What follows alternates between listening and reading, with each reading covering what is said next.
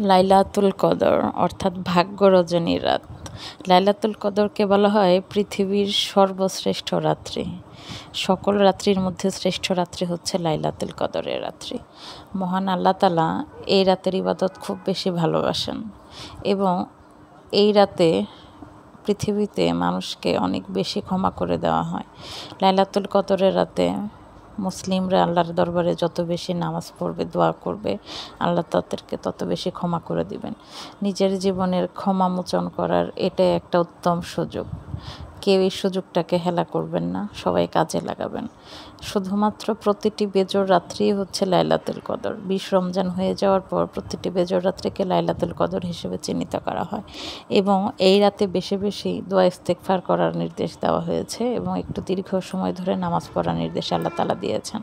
আমরা সেভাবে ইবাদত করার চেষ্টা করব এবং আমি সবসময় একটা জিনিস, আমরা সবার জন্য সবাই দোয়া করব, আল্লাহ আমাদের এই ইবাদত কবুল করে নেবেন এবং লাইলাতুল কদরের নামাজ, তারপর এটা যত দোয়া ইস্তেগফার পড়বো আমরা, আল্লাহ যেন সবই আমাদের কবুল করে নেন এবং আমাদের বাকি জীবনের পথটা যাতে খুব মসৃণ করে দেয়, সারা জীবনের সমস্ত গুনাহ যাতে আল্লাহ তাআলা ক্ষমা করে দেন, সেই দোয়া করছি।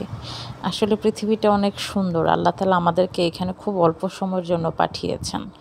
আমাদেরকে আবার আল্লাহর পাকের নির্দেশে আল্লাহর কাছেই চলে যেতে হবে।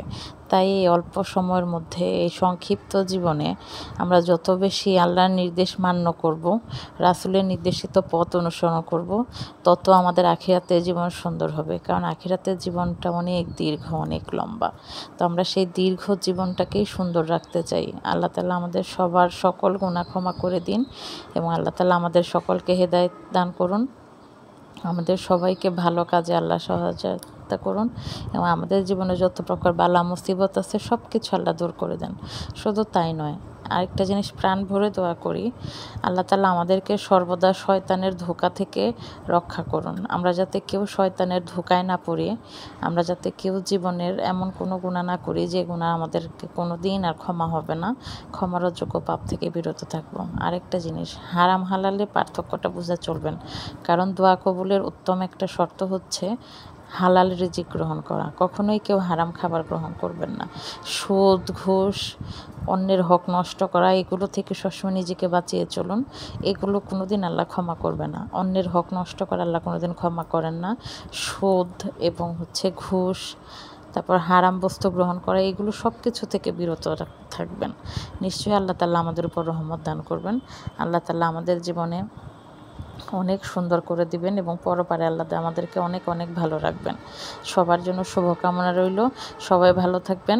আসসালামু আলাইকুম।